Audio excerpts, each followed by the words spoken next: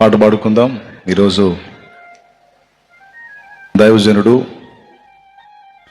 యేసన్న గారు ప్రభునందు నిద్రించినటువంటి రోజు. ఈరోజు ఆయన మహిమలోకి చేర్చబడి పరిశుద్ధ దూతల చేత కొనిపోబడిన రోజు.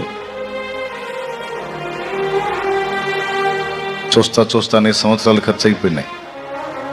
14 సంవత్సరాలు ఇంచుమించు అయిపోయింది. కానీ ఆయన మృతి నొంది మనతో మాట్లాడుచున్నాడు అన్నట్లుగా ఆయన ఇంకా సజీవంగానే మన మధ్య ఉన్నట్టు ఆయన పాటలు మనం ఎప్పుడు పాడుకుంటా ఉన్నాం. ఆయన జ్ఞాపకాలు మన నుంచి పోలేదు. ఈరోజు ఏదో స్పెషల్గా ఆయన గుర్తు చేసుకోవటం కాదు.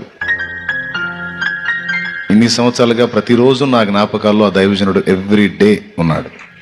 ప్రతిరోజు నా జ్ఞాపకాల్లో ఆ దైవజనుడు ఉన్నాడు.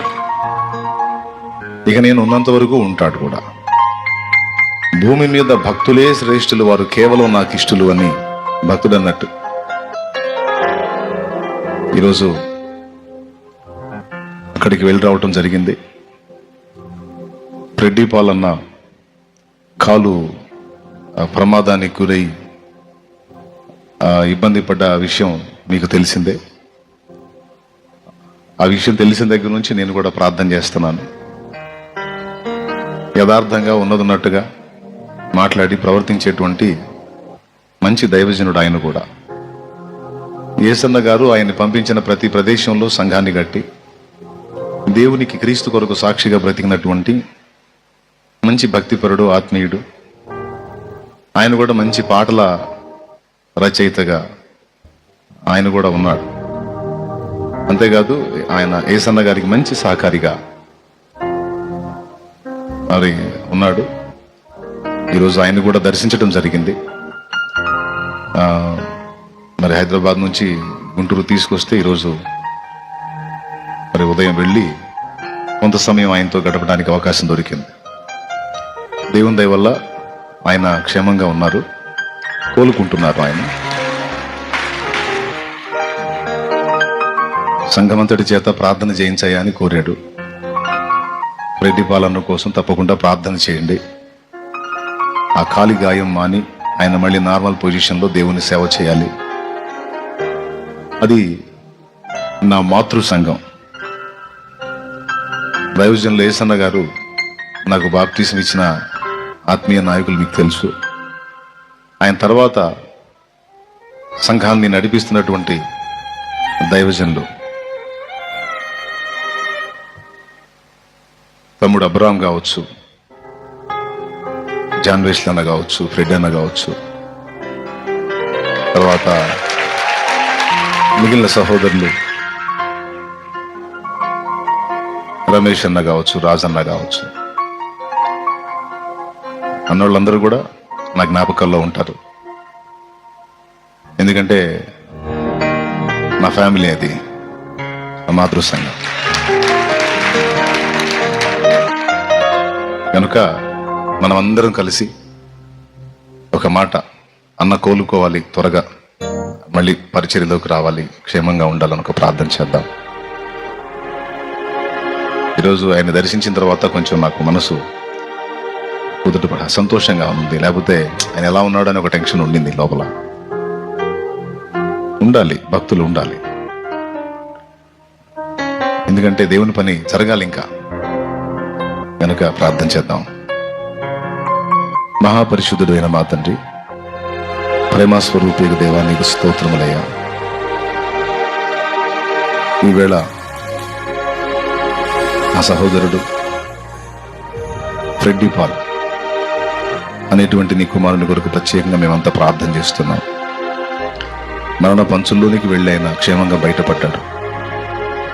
మరి కాళ్ళు బలహీనతకు గురై ఉన్నాడు.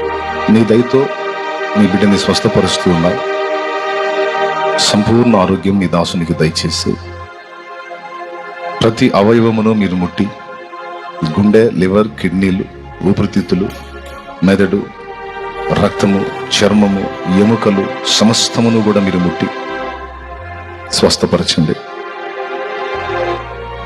నీ దాసుడైన నన్నెంతో ప్రేమించేటువంటి నా ఆత్మీయ కుటుంబం నాయన, నీ దాసుడు క్షేమంగా ఉండాలి, సహోదరులందరూ క్షేమంగా ఉండాలి. నీ దాసుడు యేసన్న గారు ఒక 5గురిని ప్రత్యేకంగా ఏర్పాటు చేసి ప్రత్యేకించి ఆ పరిచర్య కొరకు నియమించి ఉండగా ఆ 5గురికి కూడా నీ కృపా కాపుదల, వారికి సహకారులుగా ఉండి పరిచర్యలో తోడ్పాటు అందిస్తున్న వారికి నీ కాపుదల, యేసన్న గారితో సహ సేవకులుగా ఉన్న దైవజనులు దేవదాసు గారు, ఆనంద్ జయకుమార్ అన్న గారు, ఇంకా మిగిలినటువంటి సహోదరులు, వారికి కూడా పెద్ద వయసు వచ్చింది, వారికి కూడా ఆరోగ్యము దయచేయండి, ఆయుష్ దయచేయండి. మినిస్ట్రీ ప్రారంభం నుంచి ఇప్పటి వరకు ప్రయాసపడినటువంటి పురుషులే కాక స్త్రీలు కూడా ఉన్నారు. ప్రేమక్క, రూతక్క, అలాగే దైవజనుల తల్లులు, వీళ్ళందరూ ఉన్నారు ప్రభు. వాళ్ళందరికీ ఆరోగ్యము, ఆయుష్, దీవెన దయచేయండి. మినిస్ట్రీ మొత్తంలో కూడా ఎవరెవరు ఎన్ని రకాలుగా ప్రయాసపడుతున్నారో వారందరికీ కృపాక్షేమాన్ని కలిగించు, ఆశీర్వదించు నాయన. ఆరోగ్యం ఇవ్వు నాయన, ఆయుష్ని ఇవ్వు నాయన, స్వస్థత కలిగించు నాయన. నీ రాజ్య వ్యాప్తికై, నీ నామ మహిమకై, నీ కొరకు ఇంకా వాడబడే ధన్యకరమైన జీవితానుభవం దయచేయం.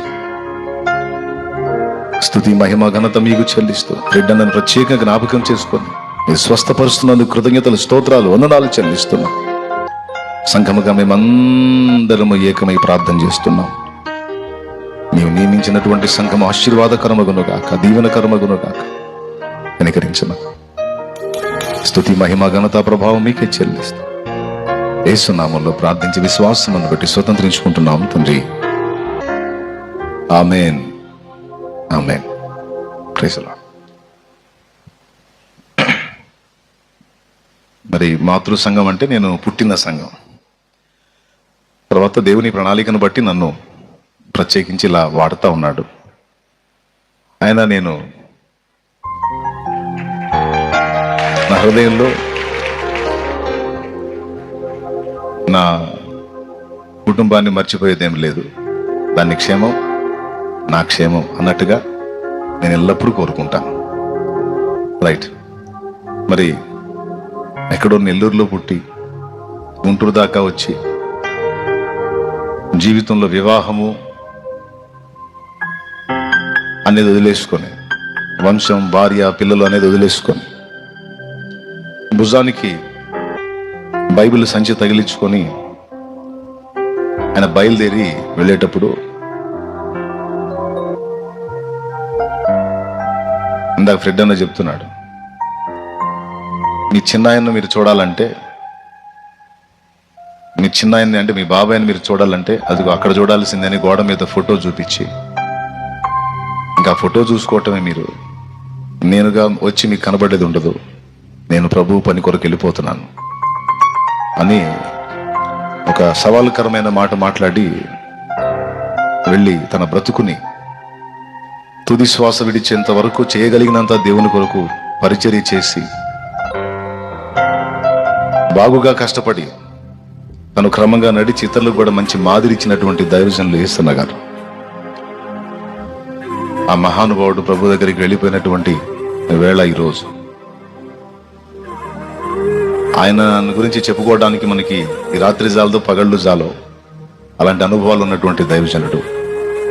ఇక ఆయన పరిశుద్ధాత్మ ప్రేరణలో పాడుకున్న పాటల్ని వర్ణించడానికి కూడా ప్రతి పాట ఒక ప్రసంగమే అవుతుంది, ఒక అద్భుతమైన అంశమే అవుతుంది. గనుక నాకైతే చాలా పాడాలని ఉంటుంది కానీ చాలా పాడేదానికి సమయం ఉండదు. గనుక ఒక్క పాట పాడి నేను ప్రభుని మహిమపరుస్తాను. మీరు కూడా నాతో ఏకీభవిస్తూ జరిగే కార్యక్రమాన్ని జరిగిద్దాం.